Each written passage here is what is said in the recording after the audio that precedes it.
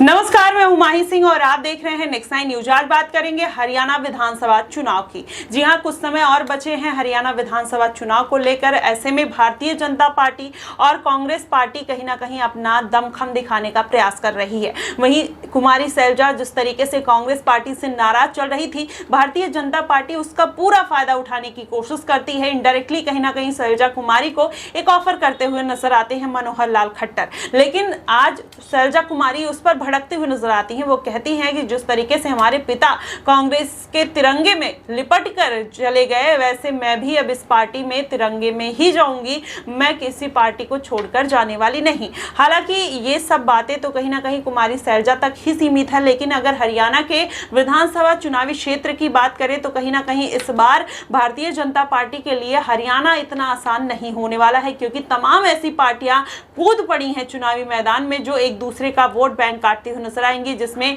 आम आदमी पार्टी मायावती की बात करें, चंद्रशेखर आजाद जो जेजेपी के साथ गठबंधन में हैं, और वहीं भारतीय जनता पार्टी। इन सभी पार्टियों का अगर समीकरण देखा जाए तो अलग अलग क्षेत्र में अलग अलग वोट बैंक पर प्रभाव डालते हुए नजर आएंगे। और इसका कितना प्रभाव भारतीय जनता पार्टी पर पड़ने वाला है, क्योंकि 2 बार लगातार सरकार बनाने के बाद क्या तीसरी बार भी अपनी जीत का परचम लहरा पाएगी, या इस बार कहीं ना कहीं हरियाणा में भारतीय जनता पार्टी को मुंह की खानी पड़ेगी। आज इन्हीं तमाम मुद्दों पर चर्चा करेंगे। हमारे साथ मनीष मौजूद है। मनीष, क्या लगता है कि किस तरीके के हरियाणा के जो समीकरण है बदलने वाले हैं इन तमाम अलग अलग पार्टियों के आ जाने से? चंद्रशेखर आजाद और मायावती क्या रोल प्ले कर सकते हैं इस बार के विधानसभा चुनाव में?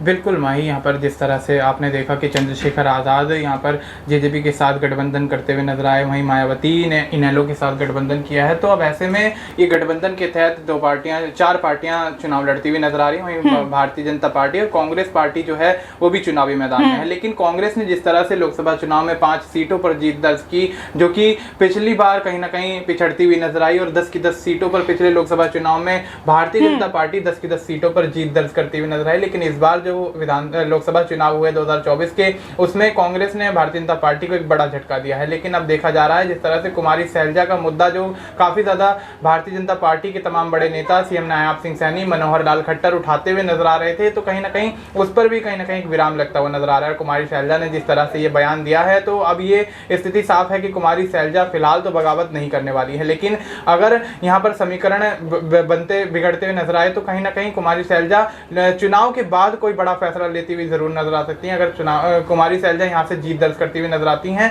तो अब कहीं ना कहीं कांग्रेस के खिलाफ बगावत वो विधानसभा चुनाव के परिणामों के बाद ही करती हुई नजर आएंगी। लेकिन जिस तरह से यहाँ पर नायब सिंह सैनी फायदा उठाते हुए इस चीज का नजर आया, भारतीय जनता पार्टी फायदा उठाती हुई नजर आई। लेकिन देखना दिलचस्प होगा कि आगामी विधानसभा चुनाव को लेकर जिस तरह से तमाम राजनीतिक पार्टियां चुनावी मैदान में उतरी हुई हैं, वो किस तरह से उनको यहाँ पर कड़ी मात देते हैं, और भारतीय जनता पार्टी किस तरह से अपनी साख को बचाने की कोशिश करती है। क्योंकि सूबे में यहाँ पर 2 बार से यहाँ पर कांग्रेस को हराकर यहाँ पर भारतीय जनता पार्टी की सरकार बनती हुई नजर आई। लेकिन अब की बार कहीं ना कहीं मुकाबला जो है वो काफी ज्यादा मुश्किल देखा जा रहा है। कांग्रेस का पलड़ा भी काफी ज्यादा भारी नजर आ रहा है। ऐसे में भारतीय जनता पार्टी के सामने तमाम मुश्किलें यहाँ पर खड़ी होती हुई नजर आ रही है। जी बिल्कुल, कहीं ना कहीं भारतीय जनता पार्टी इस बार वाकई में हरियाणा में मुश्किल में फंसी हुई है। लेकिन जो समीकरण बीते विधानसभा चुनाव में बने थे, क्या उसका वो परिणाम देखने को मिलेगा? जिस तरीके से भारतीय जनता पार्टी के अंदर कई विधायक नाराज नजर आए, नायब सिंह सैनी उनको मनाते हुए नजर आए, क्या वो सारे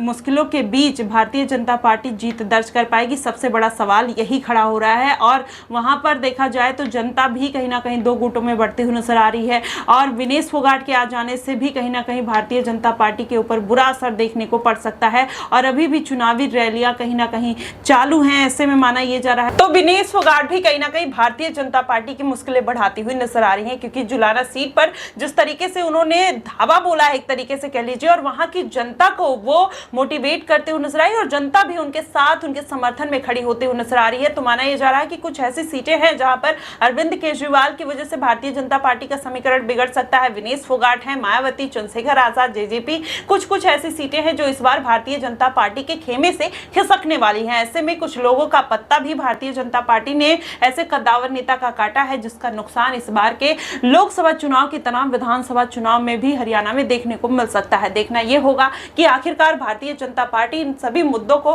किस तरीके से टैकल करते हुए नजर आती है। क्या कांग्रेस पार्टी अपना जीत का परचम लहराएगी, या सभी पार्टियों को जीतने के बाद वो गठबंधन की तरफ अग्रसर होती हुई नजर आएगी। आपको क्या कुछ लगता है इन तमाम मुद्दों को लेकर, हरियाणा की राजनीति को लेकर? आप हमें कमेंट बॉक्स में जरूर बताइएगा। फिलहाल के लिए बस इतना ही। देश और दुनिया की तमाम खबरों के लिए हमारे साथ बने रहिएगा नेक्स्ट 9 न्यूज पर।